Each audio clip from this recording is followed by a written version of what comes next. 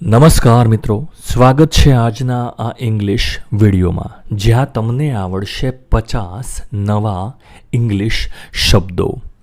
આ શબ્દો કઈ જગ્યાએ વપરાય છે, ઉપયોગ કઈ રીતે થાય છે એ પણ તમને જોવા મળશે. હું તમને ગુજરાતી અર્થ સમજાવીશ. તો આજનો જે ટોપિક છે એ છે ડે ઓફ અ ચાઇલ્ડ. ઉપર ટાઇટલ જોઈ લો, ડે ઓફ અ ચાઇલ્ડ, એક બાળકનો દિવસ કેવો હોય છે. મિત્રો, સૌથી પહેલાં અહીંયા જે ફકરો લખેલો છે, જે વાક્યો લખેલા છે, એ સમજવા માટે પહેલાં તમને શબ્દો આવડવા જોઈએ. તો એ શબ્દો કયા છે જોઈ શકો છો, ઘાટા અક્ષરે લખેલા છે. સૌથી પહેલો શબ્દ છે, આ લખવું હોય ને તો તમે લખી લો કોઈ જગ્યાએ, બરાબર છે, તો તમને વધારે ખબર પડશે અને ઇંગ્લિશ તમારું સુધરશે. જો સૌથી પહેલાં છે વેક અપ, આ શબ્દ લખી લો. વેક અપ એટલે ઉઠવું, બરાબર છે, સવારમાં ઉઠવું. બીજો શબ્દ છે મોર્નિંગ, તો આ પણ લખી લો મોર્નિંગ. મોર્નિંગ એટલે સવાર. ત્રીજો શબ્દ ઘાટો જે છે એ છે સન, SUN. સન એટલે સૂરજ, લખી લેશો આ શબ્દ સન, સૂરજ. નેક્સ્ટ છે શાઇન. શાઇન એટલે ચમકવું, બરાબર છે. પછી શબ્દ છે નવો વિન્ડો.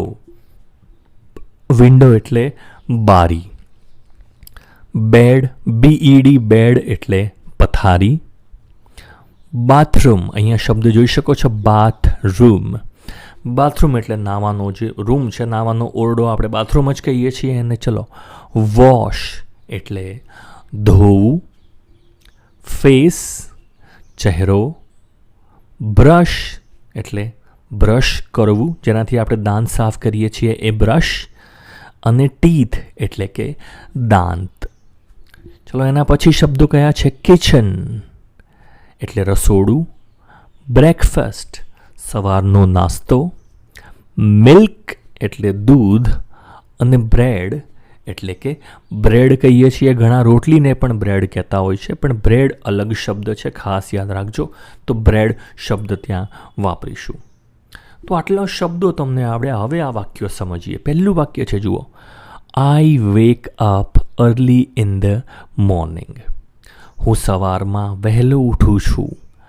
વેન જ્યારે the sun shines through my window. જ્યારે મારી બારીમાંથી થ્રુ સૂરજ ચમકતો હોય છે, સૂરજનો પ્રકાશ અંદર આવે છે, ત્યારે હું ઉઠું છું. તો પહેલું વાક્ય છે, આવડી જવું જોઈએ. જુઓ, અર્થ ખબર પડવો જોઈએ. I wake up early in the morning when the sun shines through my window.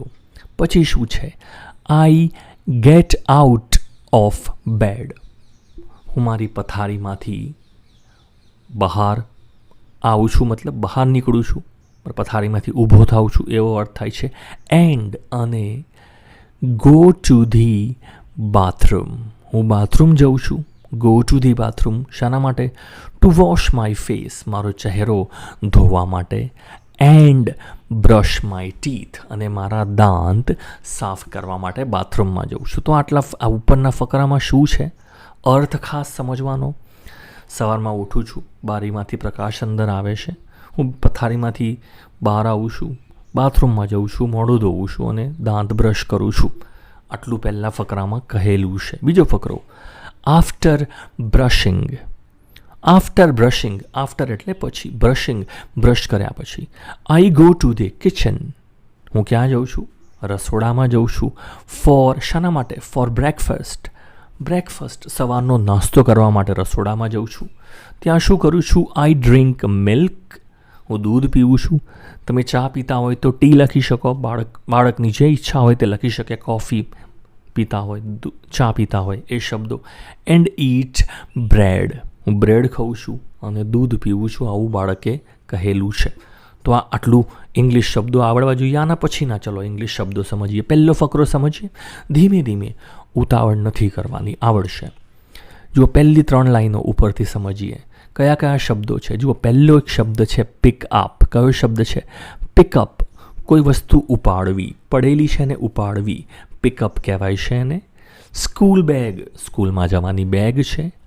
Books એટલે ચોપડીઓ, બરાબર છે. પછી શબ્દ છે સ્કૂલ, આ તો ખબર જ છે. પછી છે ટીચર એટલે કે શિક્ષક, ફ્રેન્ડ્સ મિત્રો, અને ક્લાસ એટલે ક્લાસ. જુઓ ઘણા શબ્દો એવા છે જે આપણે ગુજરાતીમાં પણ વાપરીએ છીએ. ક્લાસને આપણે ઓરડો નથી કહેતા, ક્લાસ જ કહીએ છીએ, બરાબર છે. તો school bag, books, teacher, friends, આ બધા જ શબ્દો તમને આવડે છે.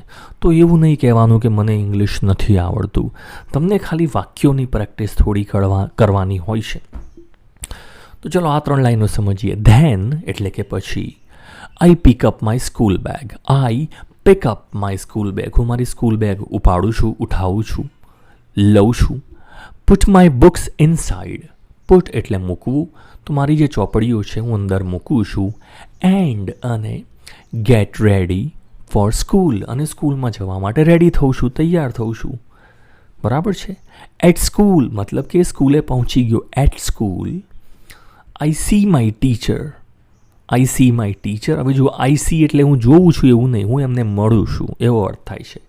At school I see my teacher and friends in the class. હું મારા શિક્ષકને મળું છું અને ક્લાસમાં મારા મિત્રોને મળું છું, એવો અર્થ નીકળે છે, બરાબર છે. ચલો પછીની 3 લાઈન જો ધીમે ધીમે આખું જોઈને ગભરાઈ નહીં જવાનું. પછીની 3 લાઈન છે. કયા શબ્દો છે? ડ્યુરિંગ. ડ્યુરિંગ એટલે એ સમય દરમિયાન. પ્લે ટાઈમ રમવાનો જે સમય છે, પ્લે ટાઈમ રમવાનો જે પીરિયડ હોય છે એની વાત છે, બરાબર છે. પછી શબ્દ છે લંચ, બપોરનો નાસ્તો. રાઈસ એટલે કે ચાવલ, ચોખા, ભાત. દાલ એટલે કે દાળ. વેજીટેબલ્સ શાકભાજી. લંચ બપોરનો જે નાસ્તો છે, અને હોમ એટલે કે ઘર. તો આ બધા જ શબ્દો તમને આવડે છે. ખાલી અર્થ સમજવાની, વાંચવાની પ્રેક્ટિસ કરવાની છે મિત્રો. ફરીથી ચલો વાંચીએ. During play time at school એટલે કે પ્લે ટાઈમ રમવાનો જે સમય હોય છે એ દરમિયાન. ડ્યુરિંગ હું શું કરું છું? આઈ રન હું દોડું છું. And have fun with my friends અને મારા મિત્રો જોડે. હેવ ફન મજા કરું છું. વિથ એટલે કે જોડે. આઈ રન હું દોડું છું. And have fun with my friends મારા મિત્રો જોડે મજા કરું છું. એટ લંચ બપોરે નાસ્તો કરતી વખતે, જમતી વખતે. આઈ ઈટ રાઈસ. ઈટ એટલે ખાવું. હું ચાવલ ખાઉં છું, ભાત ખાઉં છું. રાઈસ, દાલ એન્ડ વેજીટેબલ્સ 3 વસ્તુઓ છે. જો છેલ્લે એન્ડ મૂક્યું છે, બીજા બધામાં વચ્ચે અલ્પવિરામ મૂકવામાં આવતું હશે. આઈ ઈટ રાઈસ, દાલ એન્ડ વેજીટેબલ્સ. હું દાળ ભાત અને શાક જે મમ્મીએ બનાવ્યું હોય છે એ ખાઉં છું. આફ્ટર લંચ બપોરનું જમવાનું પૂરું થયા પછી. આફ્ટર એના પછી. I go back home.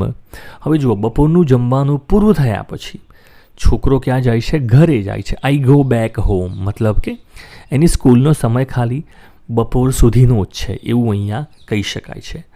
In the afternoon. In the afternoon એટલે કે બપોરે. In the afternoon. I might rest. હવે જુઓ આઈ માઇટ વાપર્યું છે. માઇટ એટલે કદાચ, બરાબર છે, કદાચ. હું શું કરું? હવે હું કદાચ રેસ્ટ કાં તો આરામ કરું છું. રેસ્ટ એટલે આરામ કરવો. Read a story. કદાચ કોઈ વાર્તા વાંચું છું. ઓર પ્લે ગેમ્સ અથવા તો રમતો રમું છું, બરાબર છે. તો અહીંયા શબ્દો કયા કયા છે? આફ્ટરનૂન બપોર. રેસ્ટ આરામ. Read a story. રીડ એટલે વાંચવું. સ્ટોરી વાર્તા. ગેમ્સ રમતો. ડિનર એટલે રાતનું જમવાનું છે, બરાબર છે. પછી કયા શબ્દો છે? નેક્સ્ટ વેજીટેબલ્સ તો ખબર છે. ફ્રૂટ એટલે ફળો. તો ચલો ઇન ધી આફ્ટરનૂન બપોરે શું કરું છું? આઈ માઇટ રેસ્ટ, રીડ સ્ટોરી ઓર પ્લે ગેમ્સ. કદાચ હું આરામ કરું, કદાચ વાર્તા વાંચું અથવા તો પછી કદાચ રમત પણ રમું છું. ફોર ડિનર રાત્રે જમવામાં. ફોર ડિનર એટલે કે રાત્રે જમતી વખતે. એટ ડિનર તમે કહી શકો. એટ ડિનર એ પણ કહી શકાય. માય ફેમિલી મારો પરિવાર. એન્ડ આઈ ઈટ ટુગેધર મારો પરિવાર અને હું. ઈટ ટુગેધર. ટુગેધર એટલે સાથે, અમે બધા સાથે જમીએ છીએ.